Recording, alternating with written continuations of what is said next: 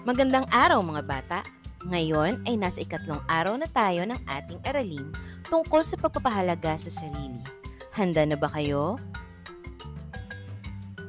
Ang ating layunin para sa araw na ito ay nakakapag-angkop ng mga kilos na nagpapakita ng kakayahang mag-isip at magmahal ng tao bilang bahagi ng kanyang pagkakabukod tangi. Balikan natin. Ipares ang bawat konsepto sa tamang sitwasyon. Isulat ang letra ng tamang sagot. Maaaring i-pause ang video na ito para masagutan ang ating balik-aral. Narito ang mga sagot. Sa pagsasama-sama ng kakayahan sa pag-iisip at pagmamahal, ang tao ay may karapatang mapabuti ang kanyang mga gawi at pakikipag-ugnayan sa kapwa. Sa pamamagitan ng tamang paggamit ng kanyang katalinuhan, mga damdamin at pag-unawa, ang tao ay maaaring magtagumpay sa personal at pag-unlad sa pagpapanatili ng mas makabuluhang mga ugnayan sa kanyang paligid. Kakayahang mag-isip, cognitive abilities. Ang kakayahang mag-isip ay nagpapaangat sa tao mula sa iba pang mga nilalang at ito ang nagbibigay sa kanya ng kapasidad na magplano, magsuri at magdesisyon. Ang kakayahang mag-isip ay tumutulong sa isang tao na maging kakaiba sa iba pang mga nilalang. Dahil dito, ang isang tao ay nakakagawa ng mga plano na nakakapagsuri sa mga sitwasyon at nakakagawa ng kanyang desisyon. Sa pamamagitan ng paggamit ng kanyang katalinuhan, maaaring gawin ng tao ang sumusunod. Una, pag-aaral at pagsusuri. Sa pamamagitan ng kanyang kakayahang mag-isip, ang tao ay may kakayahang mag-aral at pumukaw ng kaalaman. Ipinapakita nito na ang tao ay maaaring magpatuloy sa pag-aaral at pag-unlad sa iba't ibang aspeto ng buhay. Sumunod ay ang pag-aalala at pagpaplano. Ang tao ay may kakayahang mag-isip tungkol sa hinaharap, mag-isip ng mga solusyon sa mga problema at magplano ng mga hakbang upang makamit ang mga layunin. Ito'y nagbibigay daan para sa pagpapahalakas ng kakayahan sa pag-organisa at pagtitiwala sa sarili. Kritikal na pag-iisip. Ang kakayahan ng tao na mag-isip ng kritikal ay nagpapahintulot sa kanya na suriin ang mga impormasyon, tumingin sa iba't ibang perspektibo at piliin ang mga pinakamahusay na pagkilos. Ito ay napakahalaga sa paggawa ng mga mabuting desisyon. Ikalawa, kakayahang magmahal o capacity to love.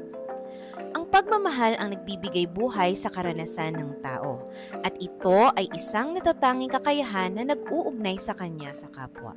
Ang pagmamahal ay naglalagay ng halaga sa ugnayan, nagbibigay inspirasyon at nagpapalalim sa pag-unawa.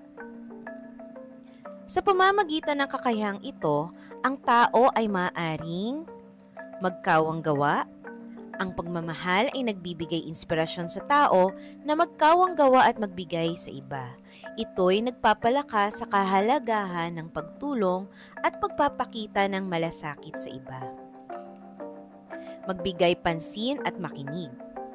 Ang pagmamahal ay nagpapakita sa tao ng kahandaan ng magbigay pansin sa iba at makinig sa kanilang mga pangangailangan.